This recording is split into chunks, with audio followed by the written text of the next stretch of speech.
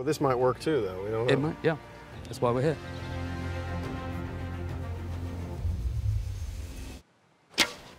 Whoa!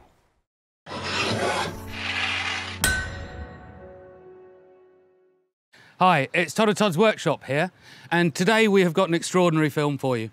It is Arrows versus Armour, Agincourt myth busting. This is something that we've all wanted to see for a long, long time. And we, because I've got Joe the Archer, Will the Fletcher, and Kevin the Armourer to help out.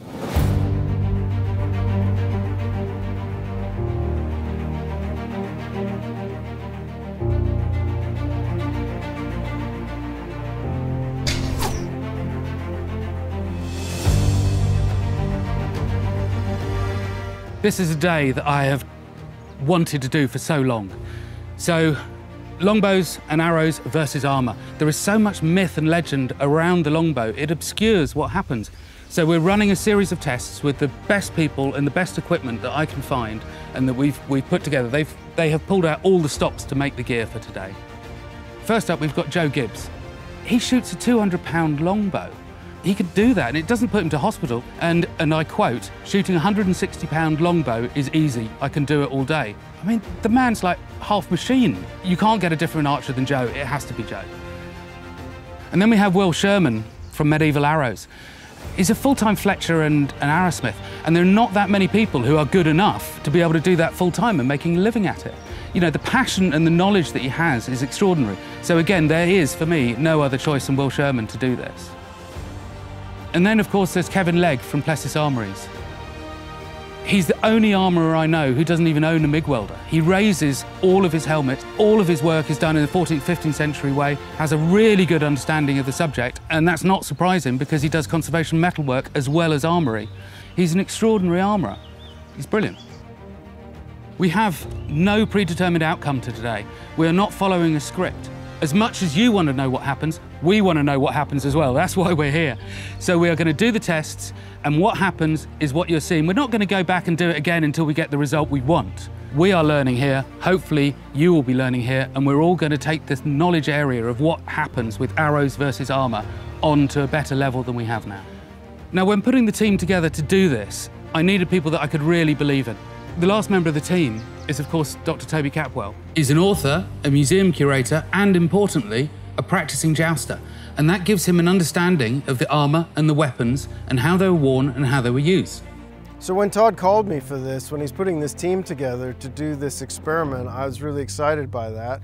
But I also made the point that I think we need to be very specific about a particular moment in history that we're trying to explore. So we've chosen a specific date because armour changes, of course, over time. So this way we can get a meaningful set of results targeting one date. And what better date is there than Agincourt 1415? So this is an evidence-based experiment. But what is the evidence exactly? I mean, Agincourt is a good battle to focus on here, not only because it's really famous and very much mythologized, but also because there's a lot of evidence. I mean, we know more about the Battle of Agincourt than most medieval battles, actually. We know the battle site. We know more or less what the numbers were. We know the makeup of the armies. We have visual sources of the time, which gives us a sense of what these people looked like and how they shot. They're shooting straight, not up in the air. We have then the written accounts. There are both eyewitness accounts on the English side and on the French side, and lots of them. And then we have the material surviving. There's armor from this period surviving, and enough of it that we can get a good sense of the metallurgy, the construction, and the way it's designed. One of the reasons I want to do this test today is it's like we can take all that evidence, we can take our ideas, and then we can see what the real physical world has to say about it. Now, we won't answer all the questions that are in our minds, but we'll answer some, and that's what today is about. The first step was to get some chronograph readings to measure the speed and then the energy of the arrows at different distances. Because at Agincourt we knew they were flat shooting, but we don't know what the distance was. So we're shooting at 10 metres here, which is clearly too short. But it gives us an idea of the maximum power of the bow. So those shots we managed to get a reading for, and that's giving us 123 joules or 91 foot-pounds. The next stage will be to do it 25 metres, because that's the distance we're doing the breastplate tests over. And again, we managed to get a chronograph reading off it. And that gives us 109 joules, or 80 foot-pounds. Now, unfortunately, we did go for a 50-metre one, but we just failed to get it through the window. I don't know why, the chrono wasn't working, but we will come back to this in a later film. So we got readings at 10 metres, we got readings at 25. Unfortunately, it's too hard a shot for this at 50 to get it in the chrono window. But I mean, look at that. That's very impressive. It's gone all the way through. It's still carrying a punch. Well, it is. It's gone through a pretty new straw boss, and then still 25 mil, an inch sticking out the back. But it's not wearing armour yet. No, it's not wearing armour, no. So Joe, what have you done to make sure that this weapon is the same thing as what they were shooting at Agincourt? Visually, this is a pretty impressive looking bow, I have to say. And it sure looks like the things you see in paintings and manuscripts. Yeah. The only bows we have left are the Mary Rose bows. Right. So I've been and measured the Mary Rose bows and made a copy of some of the bows that are on that ship. So basically, in your physique, in the weapon, you've gone through the process from childhood that they went through in the 15th century. Yeah. You grew up with it? Yeah, I grew up with a bow. Shot since I was 14, 15, sort of like 100 pounds plus. Yeah. And I shoot 2 to 3 times a week. So what's the draw weight on this bow? 160 pounds at 30 inches. That's pretty heavy. That's a lot heavier than most people would shoot. Yeah, it is these days, yeah. And is that your maximum, or can you shoot higher? I can shoot up to 200 pounds. Okay. So if you can shoot a 200-pound bow, why aren't we using that for the tests? I feel this is probably an average weight for the medieval period. With a 200-pound bow, after 6 arrows, I'm knackered, can't shoot a bow. But with a 160-pound bow, I can shoot all day and I can shoot accurately. Right, yeah. And let's not forget, after you've shot all your arrows, you still have to be in good enough shape to get your sword out or your axe or your whatever and fight hand to hand. Yeah, exactly. You don't want to be knackered. You want to still have a bit of energy left so you can do the business. Excellent. Okay, these are the arrows we're using for the tests. I got to say, just having come in and looked at these for the first time, they're really impressive just as objects.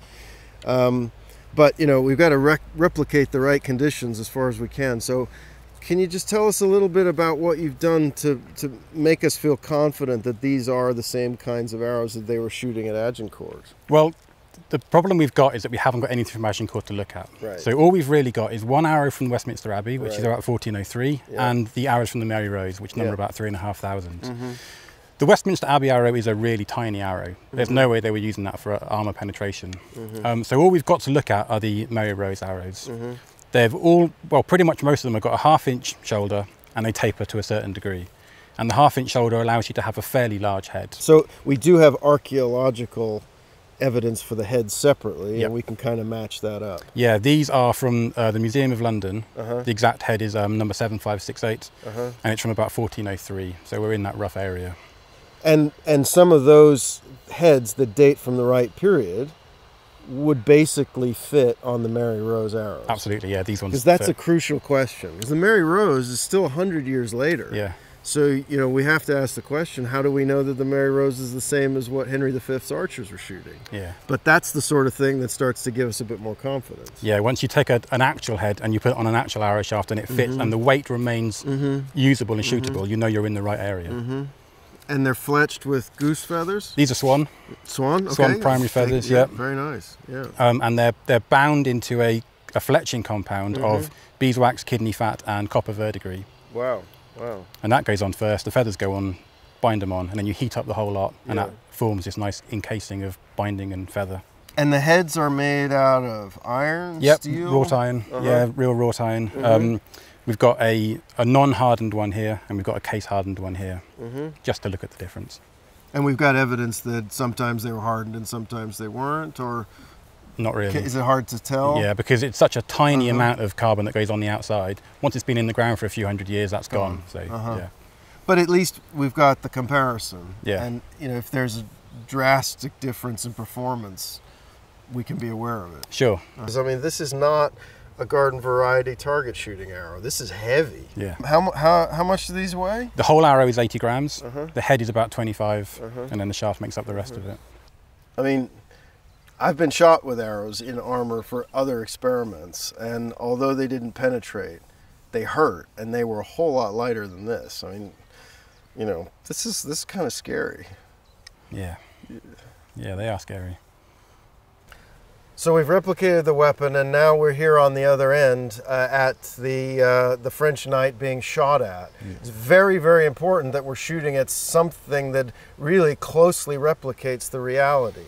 So what have we done to get there? The choice of the armour pieces to copy is fairly limited from this period. So what I found is the Cherbourg 14 breastplate, dated at 1390. We know the carbon content of the original. We know the thicknesses of the original, the weight and the dimensions. So I've taken all that information and produced this piece. So the original breastplate is thicker in this central area here, just as mine is here. It's 2.5 millimeters thick in the centre. So that's a robust piece of steel. Right. And then the thickness eases off to the side. So at the very sides here, we're down to 1.5 millimeters thick. There's a number of different things that are important here. We've got the shape, we've got the thickness. What about the steel itself? I mean, what is this supposed to be made out of? Now, the original steel was a lot more varied than our modern homogeneous steel. Right. It had a varied carbon content, but the maximum carbon content we had was a 0.6%, which seems like a really small amount, but that's enough to make it hard but not brittle. That was the peak. So what we've done is we've backed off from that slightly, and we've gone for a 0.5% carbon steel. And you have heat treated it? The original was air cooled. Right. So the whole piece has been heated and then just allowed to cool naturally, which I suppose in a modern term would be normalising the steel. So this has gone through that same process. So the hardness of the steel is exactly the same as the original. What's underneath? Now, underneath this, you're still going to be wearing a full shirt of mail. Now, the mail that we've reproduced to go under here is riveted mail. Every single link is riveted together, and that will increase strength. See, beneath that, we've got our representation here of the arming doublet, which again is layers of fabric. Now, arming doublet is the foundation garment that you wear over just a shirt or even next to the skin. That's what supports the whole armor, but it also adds a crucial layer of padding and protection underneath as well. Well, that's it. It's a sturdy garment. And then even after all those layers, everything you're wearing, it's still got to go into the human body underneath to make a difference. The ballistic gel itself, if I press, you can see it compresses just as the human body does. It's mounted so it'll give. It gives. Like a human just stood like there a getting human. shot. Yeah. It wouldn't get us anywhere to just bolt the breastplate solidly to a target, would it? That would have an adverse effect because it would constrain the force. You need that force to be able to dissipate just as it would when hitting a person. Energy just moving the person back rather than going through them. It's giving that inertia. Okay, first time shooting at the armor. So which heads are we shooting now? So these ones are the wrought ones that haven't been case hardened, so you could refer to them as the soft ones, basically the easier ones to make. Right, and the likelihood is that there were lots of those around. I think so. I mean, we simply don't know is the bottom line. Okay, well this might work too though, we don't know. It might, yeah. That's why we're here.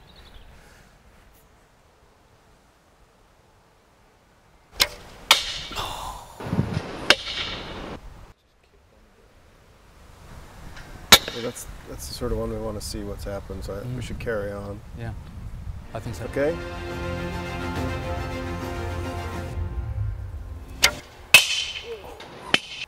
Nice. That was full on. That was cool.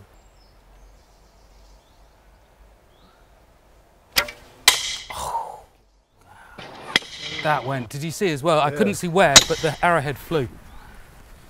God damn. Yeah, I mean the shaft went right, but the arrowhead went up somewhere. The noise, it's really loud. Yeah. I mean, so first shot, through the mail, through the jack, through the body. So it hit the turned edge and just made a bit of a mark and then skipped down underneath it. That's the next hit. There's a real deep dent there. Yeah. But it's then skated off without punching through. That's kind of a weird one though, because it hit really hard, but it's not made a mark really. It's just kind of hit at a steeper angle and skidded off. It does show completely what that V is for though, to try and stop those ricochets coming up, because that's exactly where that would have gone. I mean, it did its job both of those times, certainly. Yeah. And so that's with the soft head. So right. Let's re-go again with the hard. Yes. I think what I'll do though is I'm going to mark off the soft so that we know. You know. Yeah, just make a mark of what's what. So that was soft number 1. Yeah. And here really, soft number 2. So that was the soft of the wrought iron heads. Right. And we're going to have a go now with the case hardened wrought iron. Okay. And just see if that extra hardness, the hard jacket. It just needs to bite a bit more. They're just skating off. I wonder if that will make a difference. We'll see. I mean, it should mark the steel better if nothing else. Whether it penetrates is a different thing. Whoa! Square on. You don't have to worry about them shooting them back at you. No, you're right, because there's always that myth about you go and collect them and then you reshoot them back and all that. No. Not if they hit anything. No. Wow.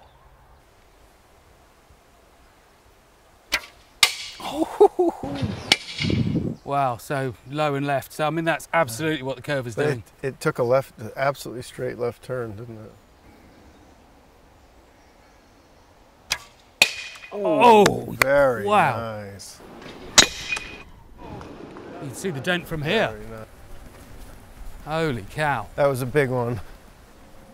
Well, there's a message in that, isn't there? Yeah. Blimey. Look at that. Oof. So, yep, that was the first. You just feel it a little bit, but there's a definite mark, and then it has scored the metal a lot more than that one did. Yeah, and there's this one. Yep. They are biting more. Wow. There's not enough data yet to really say, but it seems like they're behaving differently. Yes. I mean, well, the obvious thing, obviously, that we haven't mentioned is they haven't gone through.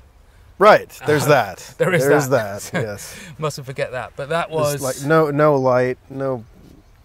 H1, H2. So H for hard. And that's the central section Kevin was saying that's 2.5 is that. So that's somewhere between 2.5 and let's say 2, and it's done that to it. Wow. I think we've just got to review the footage, see what we can learn from that, see if we can find the arrowheads. Where's the rest of them? So, yeah, that one's half disappeared. Heads have completely gone. There's a crack in in there as well. God, I wasn't expecting that. It's like it's crumpled, and part of it's broken, and then it's broken again. Yeah, well, when we look at the footage, it might be that struck something on the way past. Got one. Oh. That is interesting. I mean, look at the point on that. Yeah. Wow. You know how steel changes colour depending how hot it gets? Yeah. What colour are you seeing on the centre of that, where it's blue? It's blue. Yeah. So that's like superheating. 350 centigrade? I don't know what that is in Fahrenheit, 500 or something? That's interesting, because when in musket shooting tests against armour, you can see there's an instant of superheating when there's the contact. Well, that's what's happened here. So there's enough energy in that strike that it has heated the iron so hot it's turned blue. Whoa! How cool is that? Yeah, I don't know what to make of that, but it's neat. It's neat. I just didn't even. I don't know if it matters, but I didn't think it'd ever happen. Wow. So here we've got the first of the arrows, which is wrought unhardened, and let's see what we've got. Oh, so it's just clipped underneath. You can see that wobble shockwave go up the gel, straight through the mail and the jack. Just clipped the bottom edge of the breastplate there, ruining somebody's day. Whoa, you see that? It moved back a bit, and the wave on the gel went right up through the chest. Yeah. So I've got the second one coming, and that it's just a strike right on the edge where the armour is so curved that it's deflecting it, which of course is exactly what the armour should be doing.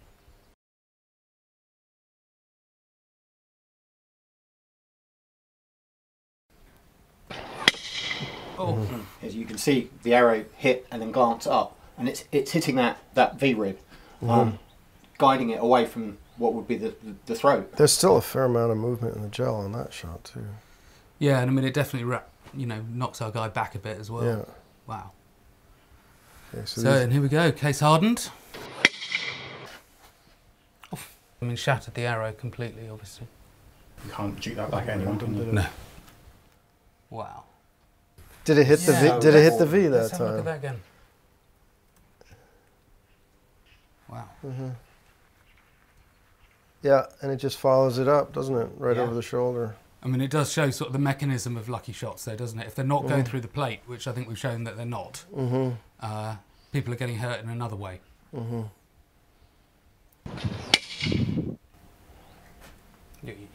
So yeah, glancing one. You saw the arrowhead go, actually. I wonder how far.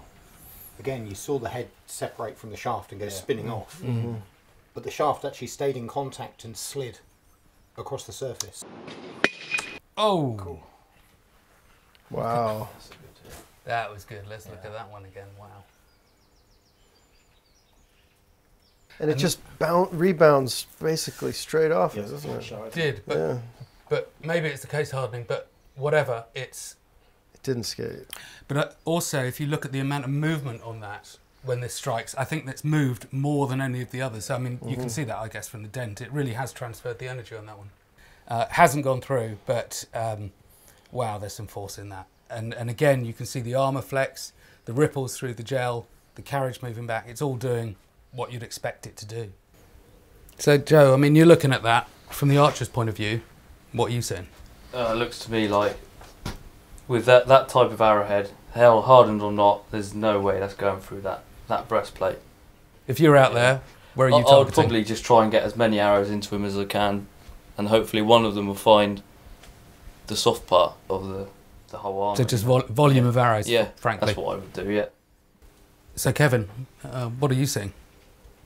I'm seeing a really, really well-designed piece of armour. I mean, that's experience that's put the thickness right in the centre there that you need.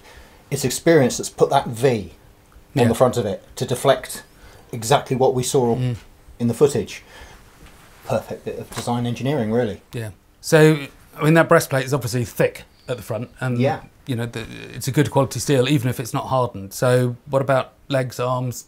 You move out onto the limbs, and the armour is half this thickness. That makes it more vulnerable. But the curves are a lot tighter, so to get a square shot is harder. Yeah, there's another video in that. Yeah, it really is. So again, yeah, volume of arrows then, I suppose. We've killed a few of your arrows today, Will. Yeah. So what do you make of what you saw? I can just echo what people are saying. We're looking at something designed to stop arrows, and it does exactly what it's meant to do. Yeah. Whether the heads could be more case hardened, we don't know. We can look into that perhaps. Yeah. It's going through mail. It's going through the flesh. Obviously, it's going through textile armour, but that is doing what it was designed to do. And it's destroying arrows at the end of it. You can't shoot them back at people. No. They are ruined. That's it. Yeah. Toby, what are you thinking? Well, I'm not surprised because I knew that the armor was going to do its job. I think this is useful though because it's a reminder that we're dealing with a really complex physical situation. There's all kinds of secondary effects going on. I'm amazingly impressed at how basically all of the arrows just explode. But then you've got all this wood flying around and you've got heads flying around and the noise. I think this experiment helps the imagination as well, just trying to flesh out the real human experience of this, because ultimately that's what matters. Yeah. Looking at that breastplate and the damage that it's received, I can't see the arrows going through that. Now, it's not to say they won't go through weaker bits of armour like leg armour or a backplate or something. So I think we can put to bed do they go through the breastplate? Perhaps occasionally, but generally no. So that brings us to the mechanism of what happens. How do people get killed? How do people get injured? So I mean, it's got to be the lucky shots, hasn't it? So it's got to be a strap's broken and your arm is open, or you get one under the armpit. And we saw that with the mail and the doublet. I wonder about the role of the jupon. The English knew about them, and there are depictions of English knights wearing them, but it's not typical, or it is typical in France. So there's this usefulness in having more thickly padded textile armor over the plate armor. I mean, that's a big thing in this period. Well, let's go and have a look at that. So here we have a jupon that's been made by Chrissy Carney from the Sempster. again, like everything else, as authentically as we can. So with the layers of the linen and the cotton wadding and the silk over. This is a really important part of the test because we know that thickly padded textile armors or jupons were a special French fashion in this period. And it was typical for French knights to wear these textile armors in addition to their plates. They didn't always do it, but they tended to. It's certainly more common in the French army than it is in the English. So, you know, we need to add that to the equation, and nobody's ever done that before. Well, it does really strike me as a key element that they wore them over the plate armour. I know you were saying that sometimes they wore them under. Yeah. But you wear it over and it's going to radically change what happens when you impact it with things. As well as swords and maces and such things, it will take some of the sting out. But I think it will make a massive difference with the way the arrows strike as well. Yeah, let's see. Yeah.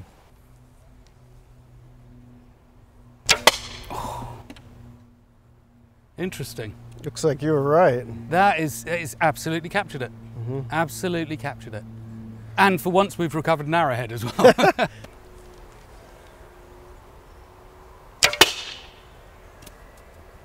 Did the head stay in there? I don't know, I think we'll find out. Yeah. So I mean that was square on, centre of the breast. All the other arrows have just exploded. Blowing. So far, no blowing up. Yeah. Fascinating.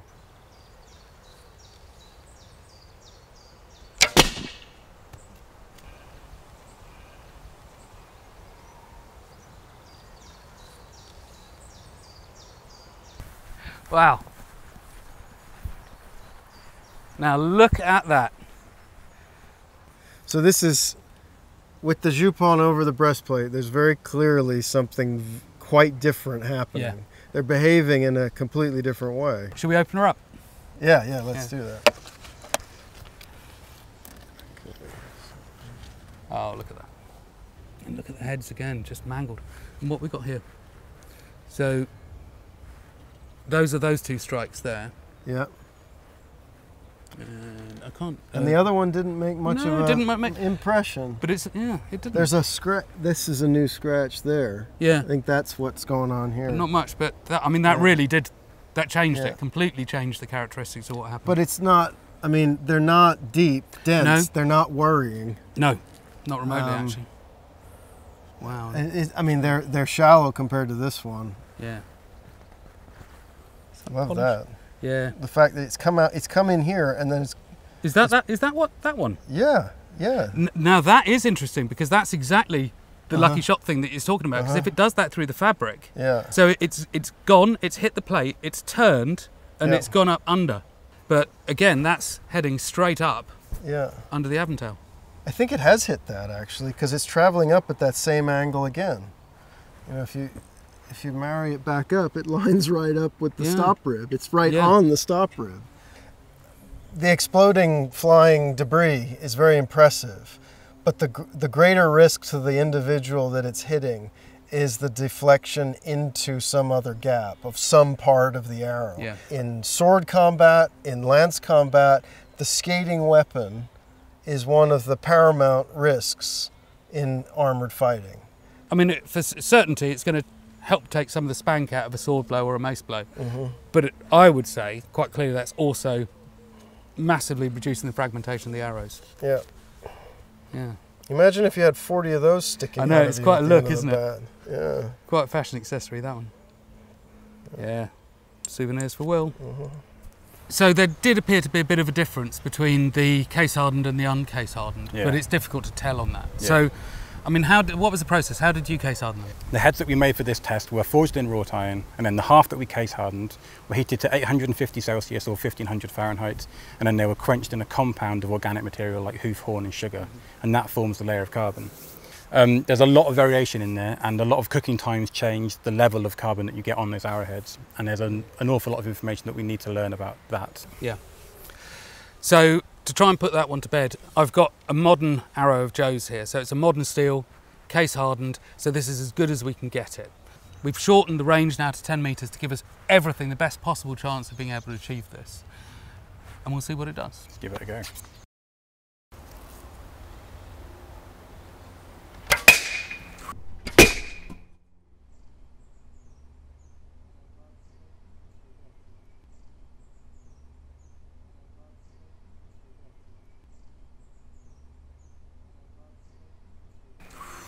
Let's have a look. Well, the arrow didn't fare any better.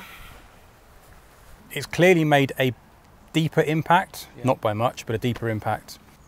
My take on this is that the breastplate is maybe about 2 millimeters thick at that point. And given it our best shot, pun intended, with a modern steel case hardened, it's still not doing it. It doesn't do anything here, great, it doesn't go through. But on the thinner areas of the armour, like the size of the legs or something, suddenly it might start to make a difference. And I think that's where we've got to go looking. Yeah. I think what we're looking at here is an unanswered question.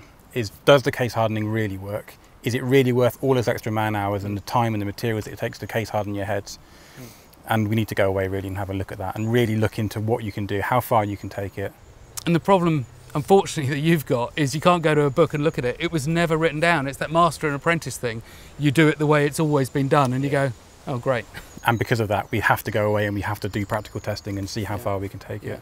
Wow, what a day, guys. I mean, this has just been absolutely fantastic to see this, and thank you so much for your input. I mean, really, it's been great, and it's answered a lot of questions for me. It's quite clearly brought up a lot of other questions that we need to come back and answer. Helmets, Kevin, we'll talk about that one. So we need to look at that, about piercing the breaths and the sights of a helmet, again with the case hardening. But it's been fantastic, this. But really, it's you guys. I hope you've enjoyed it too, and make sure you comment on it. You know, we like to discuss this. We read your comments, we try to reply when we can, and we learn from it. So it'd be good to see you there. Thank you very much.